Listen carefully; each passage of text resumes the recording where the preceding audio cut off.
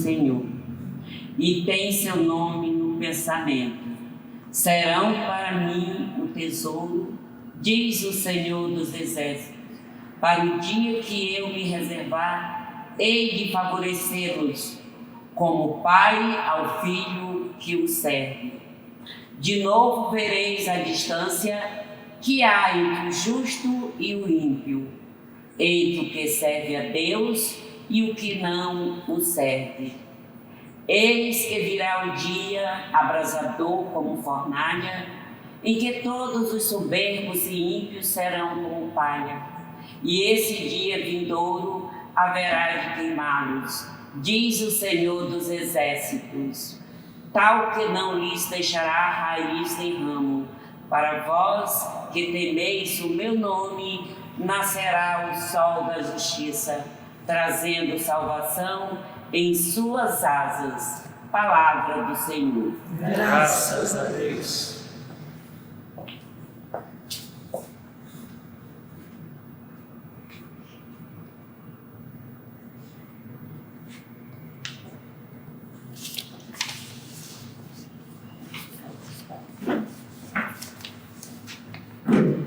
É feliz quem a Deus se confia. Todos. É feliz quem a Deus se confia. Feliz é todo aquele que não anda conforme os conselhos dos perversos, que não entra no caminho dos malvados, nem junto aos zombadores vai sentar-se, mas encontra seu prazer na lei de Deus, e a medida de noite sem cessar. É feliz quem a Deus se confia. Eis que ele é semelhante a uma árvore que à beira da torrente está plantada. Ela sempre dá seus frutos a seu tempo, e jamais as suas folhas vão murchar. Eis que tudo o que ele faz vai prosperar. Eis que tudo o que ele faz vai prosperar. É feliz quem a Deus se confia. Mas bem outra é a sorte dos perversos. Ao contrário, são iguais à palha seca, espalhada e dispersada pelo vento. Pois Deus vigia o caminho dos eleitos, mas a estrada dos malvados leva à morte. Mas a estrada dos malvados leva à morte. É feliz quem a Deus se confia. É feliz quem a Deus se confia. 402. Aleluia, aleluia, a minha alma vai-lhe. Aleluia, aleluia, Cristo é meu Rei. O Senhor esteja convosco. Ele está no meio de nós. Proclamação do Evangelho de Jesus Cristo, segundo Lucas. Glória a vós, Senhor. Naquele tempo, disse Jesus aos seus discípulos: se um de vós tiver um amigo e for procurá-lo à meia-noite e lhe disser: amigo, empresta-me 3 pães, porque um amigo meu chegou de viagem e nada tenho para lhe oferecer. E se o outro responder lá de dentro, não me incomodes, já tranquei a porta, e meus filhos e eu já estamos deitados. Não me posso levantar para te dar os pães. Eu vos declaro, mesmo que o outro não se levante para dá-los, porque é seu amigo, vai levantar-se ao menos por causa da impertinência dele, e lhe dará quanto for necessário. Portanto, eu vos digo, pedi e recebereis, procurai e encontrareis, batei e vos será aberto. Pois quem pede, recebe, quem procura, encontra, e para quem bate, se abrirá. Será que algum de vós que é pai, se o filho pedir um peixe, lhe dará uma cobra? Ou ainda, se pedir um ovo, lhe dará um escorpião? Ora, se vós que sois maus, sabeis dar coisas boas aos vossos filhos, quanto mais o Pai do céu dará o Espírito Santo aos que o pedirem. Palavra da salvação. Glória a vós, Senhor.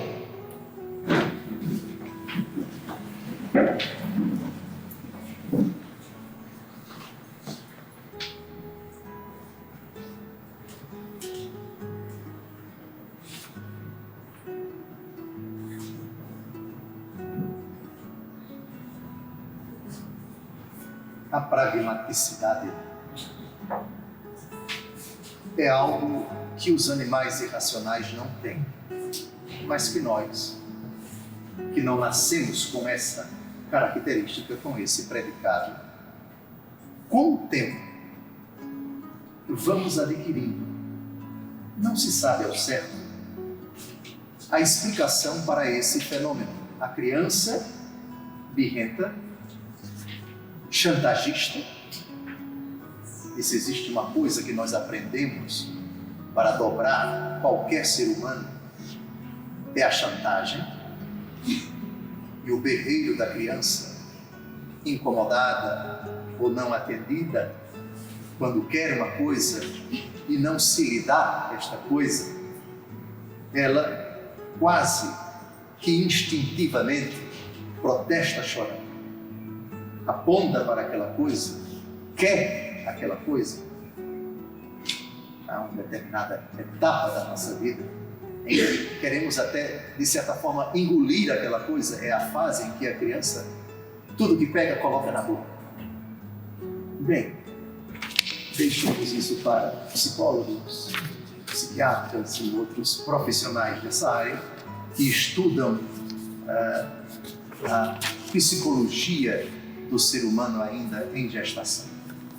Mas o fato é que quando não somos atendidos, quando se dilata, quando se procrastina o atendimento de uma reivindicação nossa, ou sem reivindicarmos, desejamos alguma coisa e não a conquistamos e não a possuímos, quase sempre ficamos inquietos, ficamos insatisfeitos, ficamos tensos, ficamos nervosos. E isso é tanto mais grave quanto maior é o orgulho, é o pedantismo dessa pessoa. Daí as crianças que são acostumadas a terem tudo nas mãos, elas muito facilmente se tornam irascíveis. Quem se lembra de uma moça que parece que ainda está na cadeia? Uma questão de prudência, eu não vou citar o nome dela, mas foi criada em berço de ouro e os pais sempre deram tudo a essa menina, tudo. Nada que ela queria era negado. Cresceu e se tornou uma adolescente muito bonita, só que ela começou a namorar com alguém da pesada, que tinha um irmão também da pesada. Os pais investigaram a vida dessa moça e foram contra esse namoro. Educaram essa menina a vida inteira a nunca receber ou não. Sempre tudo que ela queria era dar. Então eles criaram um monstro com unhas de carcará. A menina protestou e o resultado nós sabemos. Ela pediu aos dois para matarem os pais dela. Foi algo chocante que convulsionou, pelo menos as pessoas de bem no nosso território nacional. Não citei o nome de ninguém, mas justamente para introduzir esse tema que é muito caro ao profeta Malaquias, o último do Antigo Testamento, e a primeira leitura de hoje são os últimos versículos desse último livro do Antigo Testamento. Deus Todo-Poderoso se queixa da dureza das palavras dos judeus contra ele. Vossas palavras são duras contra mim, diz o Senhor. Dureza em que sentido? É insulto mesmo, é desrespeito mesmo, é agressão mesmo. Estamos aqui no século V a.C., depois de uma história que remonta ao ano 1800 a.C., com nosso pai Abraão. Uma história de abundantes, de fartos, de incontáveis eventos que denotaram misericórdia, favor, condescendência de Deus, prodigalidade na sua providência. Mas agora Israel, diante de tudo isso, se volta para o seu Deus com uma raiva insana. Duras palavras contra Javé, contra Deus. Por quê? O texto ajuda a explicar. Que dissemos contra ti? Vós estáis dizendo, é coisa inútil servir a Deus. Que vantagens temos em observar os seus preceitos, em levar uma vida severa na presença do Senhor dos Exércitos? Os felizes são os soberbos, pois se consolidam praticando o mal e mesmo provocando a Deus, estão impunes. É aquela indevida comparação que às vezes assalta o nosso coração e nos leva a nos compararmos com aqueles que não professam a nossa fé, mas se dão bem na vida, com aqueles que não temem a Deus, mas que obtêm sucesso. Porque eu que temo a Deus não tenho aquilo que aquele que não teme a Deus tem. Isso não é justo da parte de Deus. É um raciocínio diabólico, é um raciocínio que não procede, mas que às vezes o demônio vem e com um bate-pronto entrega esse presente do inferno para o nosso raciocínio ficar perturbado. E aqui eu olho para todo mundo que em algum momento da vida, talvez agora, passou ou esteja passando por dificuldades de natureza financeira, de natureza de profissão, de convivência com diversas pessoas, esteja verdadeiramente sofrendo. Temer a Deus tem um preço, rezar a Ele também, aguardar pacientemente é uma prova para a nossa fé. Jesus, no Evangelho de hoje, a gente vai chegar daqui a pouco nele. Pedi e recebereis. Buscai e achareis, batei e a porta se vos abrirá, porque todo aquele que pede, recebe, aquele que procura, acha, aquele que bate, a porta se lhe abre. É confortador? Claro que é, só que Jesus deixou duas coisas aqui em suspenso. A primeira coisa, os objetos diretos. Jesus disse, pedi e recebereis, 2 verbos. Só que ele nem colocou o objeto direto do primeiro, nem o objeto direto do segundo. O objeto direto do primeiro compete a nós. O objeto direto do segundo verbo compete a ele. Portanto, Jesus não garantiu a ninguém. Se você pedir isto, você vai receber isto. Nunca Jesus disse isso. Mas Jesus prometeu: pedi e recebereis. O pedir significa faça a sua parte. O recebereis significa eu vou fazer. Bem, agora vamos ao outro verbo: buscai e achareis. Jesus não disse buscai o quê? Não disse nenhum objeto direto. Por vários motivos. Nós buscamos coisas indevidas, na hora errada, nos lugares errados. Por falta de orientação e por outros motivos. Julgo que foi muito conveniente a nosso Senhor Jesus Cristo dizer buscar, sem entrar em detalhes no objeto direto. Será preciso pegar outros textos da Escritura para conectarmos, por assim dizer, para juntarmos, por assim dizer, com estes versículos, para que nós tenhamos clareza do porquê eu tenho rezado tanto e não tenho sido ouvido. Porque eu tenho buscado tanto e não tenho encontrado. Porque eu tenho batido tanto e nenhuma porta se abriu para mim. Busquemos, por exemplo, em João capítulo 14, versículo 14. Tudo o que pedirdes em meu nome, vou-lo farei. Em meu nome. Muda alguma coisa? Muda bastante. 1 João capítulo 5, versículo 14. Tudo o que pedirmos a Deus, se for de acordo com sua vontade, tenhamos a certeza de que seremos atendidos. Fecha aspas. Aí já muda de figura. Voltemos a João 14, 14. Tudo o que pedirdes em meu nome. Não é simplesmente pronunciar o nome de Jesus, que a oração se torna oração em nome de Jesus. Pedir em nome de Jesus é pedir com a autoridade dele. É pedir segundo a vontade dele. Se eu peço, como ele pediu ao Pai no Jardim das Oliveiras, não se faça a minha, mas a tua vontade, ó Pai.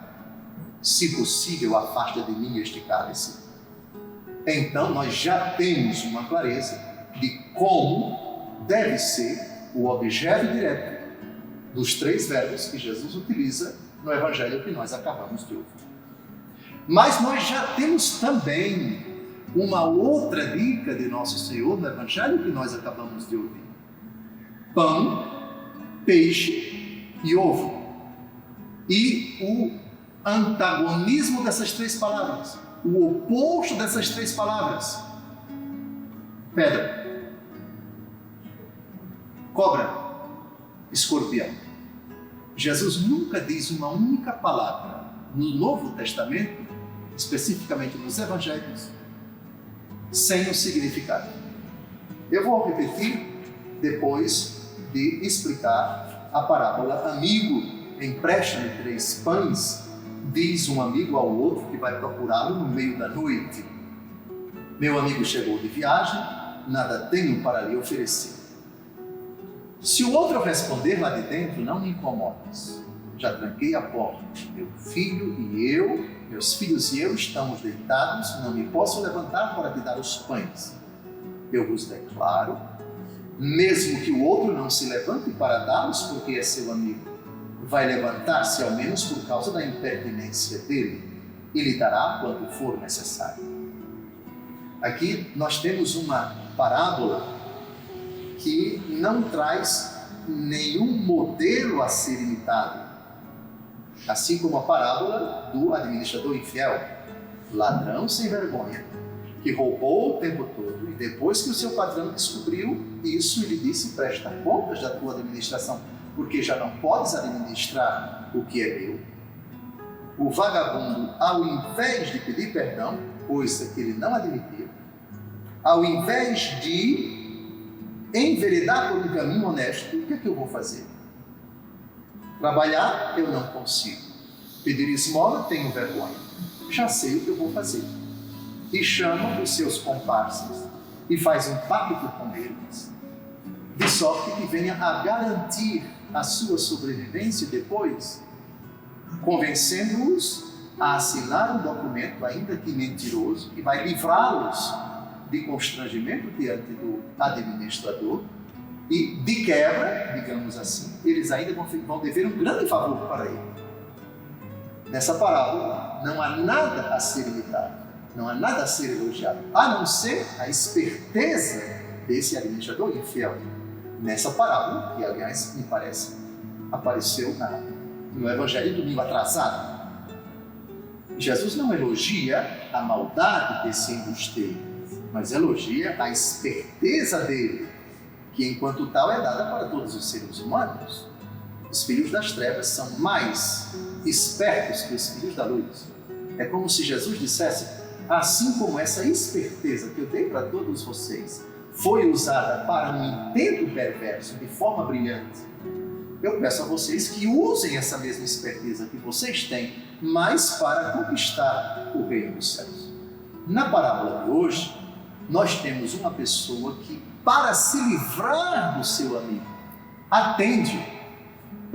E Deus não faz isso com ninguém. Deus nos atende prazerosamente. Não nos atende para ficar livres de nós. O moral da parábola é esse. Assim como esse foi impertinente, foi insistente, foi incômodo, ele importunou o seu amigo e não saiu de lá até ter conseguido esses pães, Façam a mesma coisa diante de Deus. O objeto direto, Deus sabe, ou seja, aquilo que nós vamos pedir ou estamos pedindo, Deus é que julga se é conveniente ou não. Se Ele julgar que é conveniente, Ele nos dará, não porque pedimos, mas porque Ele julga que aquilo dali no momento é oportuno para nós. E se Ele julgar que não é oportuno, nós vamos receber outra coisa, ainda que não seja aquela que nós estamos esperando. A primeira coisa que se deve evitar na oração é exatamente a presunção de achar que nós estamos absolutamente seguros.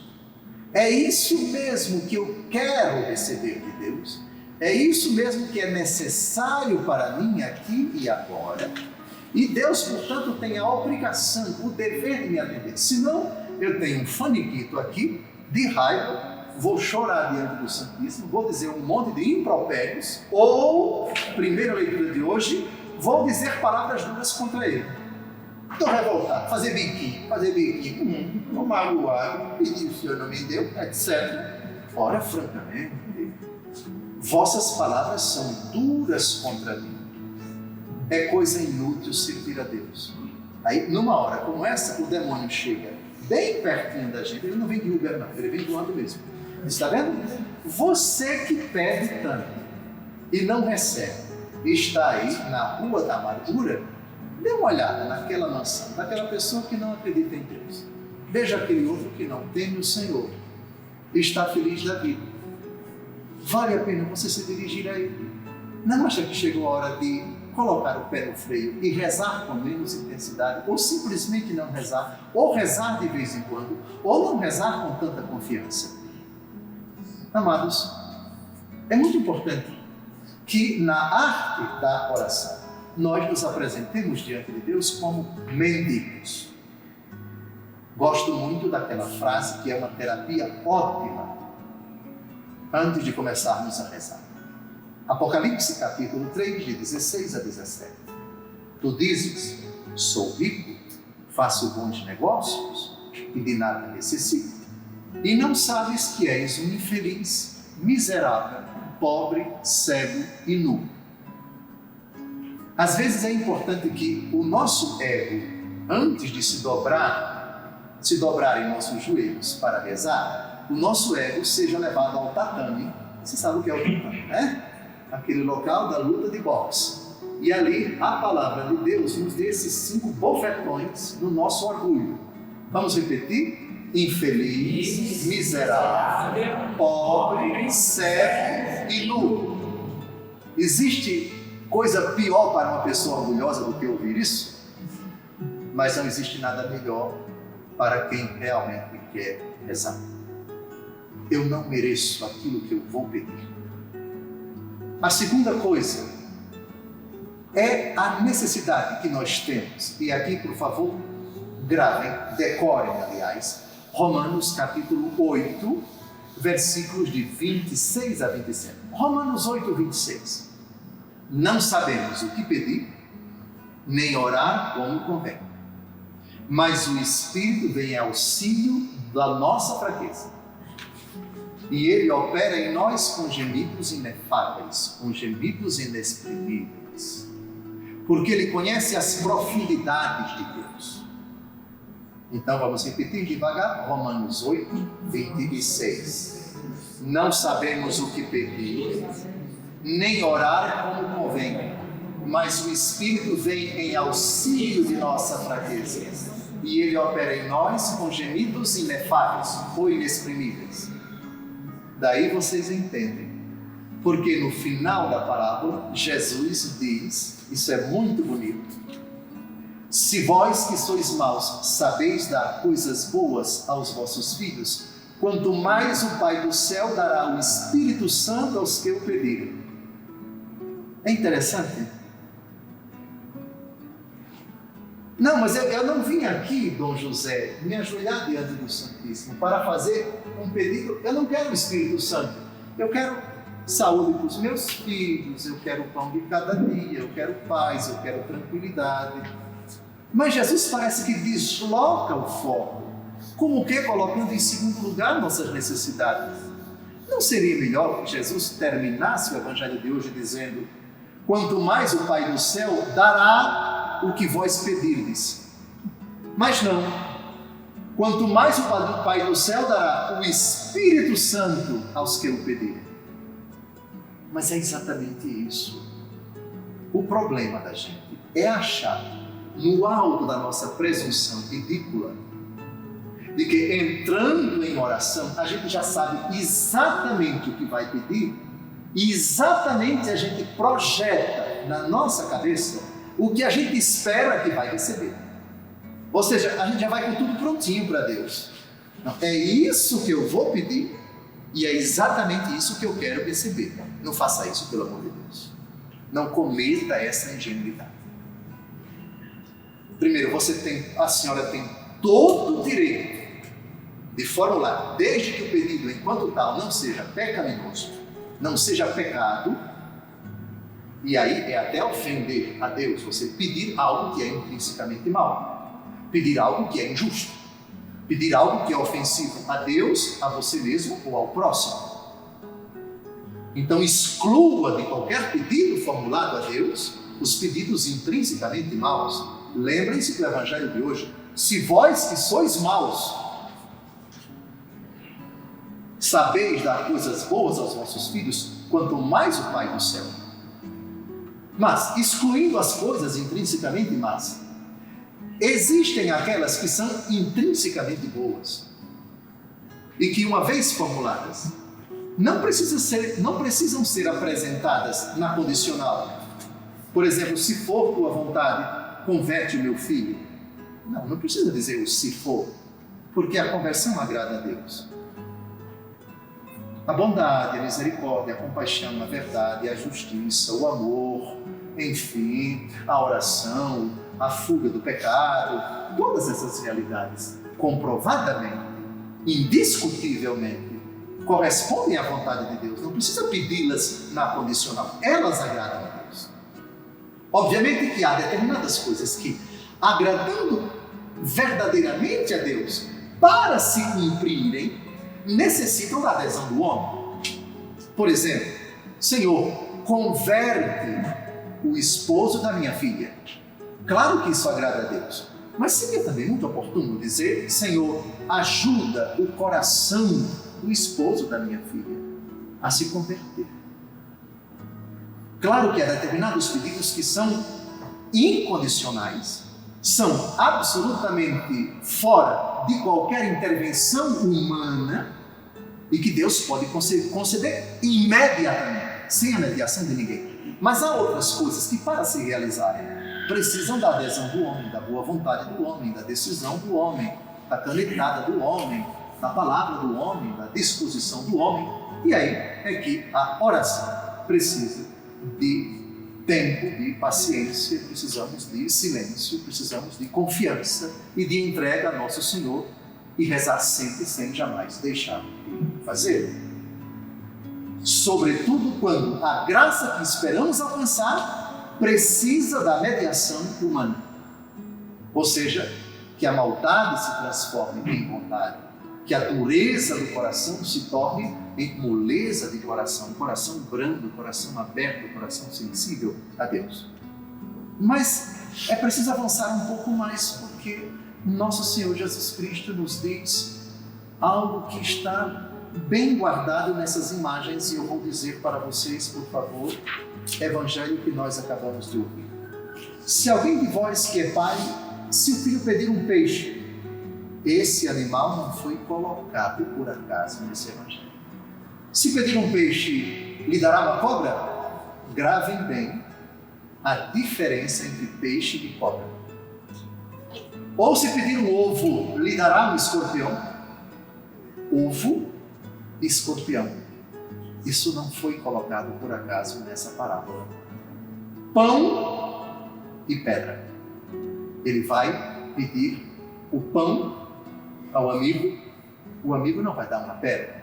Esse mesmo texto no Evangelho segundo Lucas, Mateus, o Evangelho de hoje é de Lucas, mas em Mateus, pedir um pão, vai dar uma pedra? Absolutamente. Então nós temos aqui 3 coisas que precisam de explicação, na verdade 6. Pão, peixe e ovo, pedra, cobra e escorpião. Meu Deus, na minha oração, será que eu, achando que estou pedindo ovo para o meu filho, na verdade eu estou pedindo um escorpião? Essa dúvida, por favor, formulem sempre, sobretudo quando se trata de bens materiais, de coisas que vão ser tiradas. E vou citar algumas: saúde, dinheiro, emprego, bem-estar material e quaisquer outras coisas que vão ser tiradas. Os bens materiais devem ser pedidos, vírgula, enquanto e na medida em que eles contribuam para o crescimento dos bens espirituais na vida da pessoa. Ou sendo mais claro, Senhor, conceda muita saúde para os meus filhos, enquanto eles saibam aproveitar bem da saúde para serem santos. Porque às vezes é preciso pedir não a saúde, às vezes é conveniente pedir uma boa doença. Oh, eu jamais vou pedir doença para o meu filho, porque eu amo o meu bichinho. Olha, a senhora não caia nessa ingenuidade. Há determinadas pessoas que têm tanta doença dentro do coração, pedante, orgulhoso, arrogante, malvado, perverso. Uma pessoa que é o rei do pedaço, a rainha da cocada preta, não se dobra diante de ninguém, bruto feito um cavalo batizado, machuca, ofende, etc, etc, etc. Não há conselho, não há exortação, não há pregação, não há nada nem ninguém que consiga tirar essa pessoa do alto da sua arrogância. Pedir saúde para essa pessoa. A senhora não acha que uma boa enfermidade não seria o começo para curá-la dessa ferida, dessa chaga, dessa doença do coração? Jesus diz em João capítulo 11, versículo 4, essa doença não levará à morte, mas tem por finalidade a glória de Deus. Por ela, o Filho do Homem será glorificado. Doença que não leva à morte. Às vezes é a melhor coisa que a gente deve desejar e pedir para uma pessoa, não com a finalidade de machucá-la, não com a finalidade de que ela seja punida, mas que seja corrigida, mas que seja curada, mas que seja libertada dessa chaga triste que está dentro do seu coração. A psicologia da enfermidade faz tão bem para certas pessoas. A condição de total dependência, de gritar numa UTI, ou alguém me acuda, não me deixe morrer, ou então dentro de casa, revirando depois de uma crise de quebra-pedra, de pedra nos rins, Ou coisa boa para uma pessoa malvada e perversa, que agride e que... É isso mesmo que eu estou dizendo, viu? A esposa cujo marido bebe feito uma caipora e cai na ingenuidade de pedir a Deus saúde para ele. Desculpe, vamos raciocinar. O excesso de álcool, qual é o benefício que isso traz para o fígado? Nenhum. Rezar pela saúde de quem estraga a saúde. Rezar pelo filho que se droga, pela saúde do filho que se droga. Pense bem, pelo amor de Deus. Você está pedindo o quê para ele? Ovo ou escorpião? Deus todo dia de presente está dando saúde e ele jogando fora. Você está pedindo escorpião. A mãe que reza para que a filha tenha como namorado, como noivo, como marido, o bonitão do pedaço, e de preferência que ganhe de 40 a 50 salários mínimos. A senhora está pedindo o quê para sua filha? Ô infeliz, me diga. Os verdadeiros valores estão na beleza física, na situação financeira do rapaz. Esses são os valores. A senhora em algum momento parou para pensar que os verdadeiros valores estão dentro do coração? Que a beleza física é um valor absolutamente irrelevante, frugal, passageiro. Enquanto tal não são maus, enquanto tais não são maus, mas há verdadeiros valores que precisam ser apresentados diante de Deus. Se o assunto é, se for a vontade de Deus, um futuro namorado, um futuro noivo ou uma futura esposa.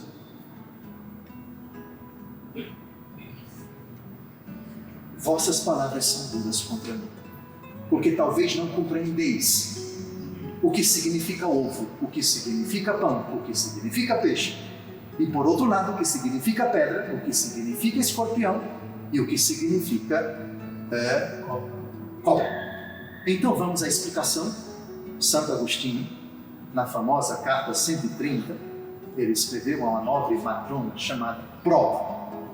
No capítulo 8, parágrafo 16, ele faz uma explicação muito bonita dessas figuras utilizadas no Evangelho que acabamos de ouvir. Aspas. 3 virtudes são recomendadas aí pelo apóstolo. A primeira é a fé, simbolizada pelo peixe. Isso, quer por motivo da água do batismo, quer porque a fé se mantém íntegra nas flutuações deste século. Repare, peixe tem relação com água, e a água do mar sempre faz ondas. Somos batizados na água, e as ondas evocam as dificuldades da vida. Repetindo, por motivo da água do batismo e porque a fé se mantém íntegra nas flutuações deste século. Ao peixe é oposta à serpente. Foi ela que, com venenosa fraude, persuadiu a que se negasse a fé em Deus. A segunda virtude é a esperança, simbolizada pelo ovo. Olha a imagem agora que ele vai usar.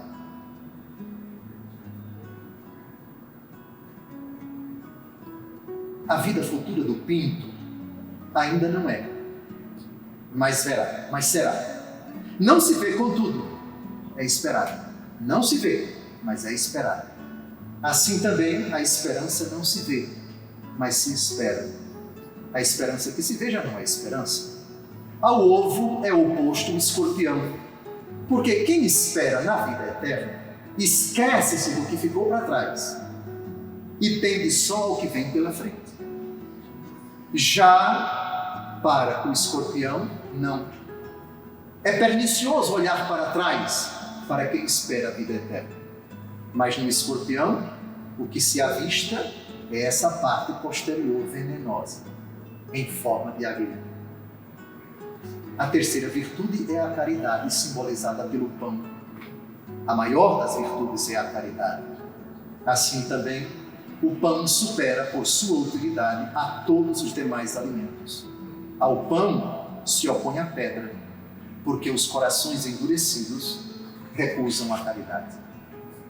Ainda que esses símbolos, diz Santo Agostinho, possam ter uma outra interpretação mais conveniente, não há dúvida de que aquele que sabe dar boas dádivas a seus filhos nos impele a pedir, buscar e chamar.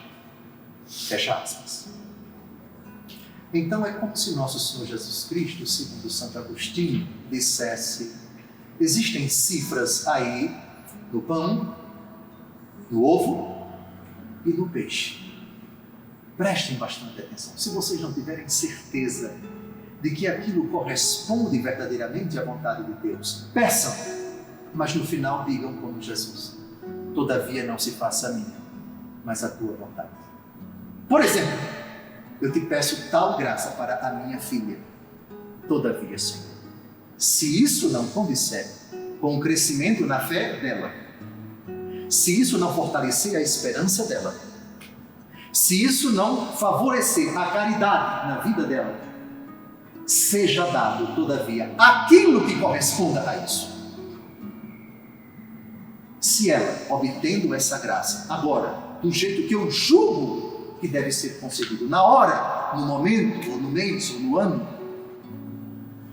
se ela se tornar mais temente a vós, mais crente, mais humilde, mais humano, mais cristã, se ela renunciar ao pecado, se ela tornar inteiramente tua ou vossa, que seja dado. Caso contrário, venha o que vier de vós, eu sei que será verdadeiramente pão, peixe ou ovo. E me retrato, por assim dizer, porque eu posso me enganar, porque eu não conheço nem o coração dela, porque eu não sei o que se passa no coração dela. Lembrem-se, Salmo 63, versículo 7, é um abismo no coração do homem. As pessoas podem nos enganar, podem nos chantagear, podem nos convencer a pensar que são as vitimíssimas, são as coitadinhas, que fazem uma cara de choro, mãe é mãe, né? Quando vê um filho angustiado, ai meu Deus do céu, aí toma as dores do filho e tome a rezar, tá bem? Faça isso sempre, filho é filho, mas não esqueça, só Deus conhece o coração dele. Há talvez determinadas coisas escondidas propositalmente dele para a senhora, que a senhora não sabe, vetores, coisas, aspectos, dimensões, realidades desconhecidas para a senhora, que Deus Todo-Poderoso conhece e que julga na circunspecção eterna dele, a visão de conjunto dele, ele saberá dizer: eu sei o que é melhor para ela agora.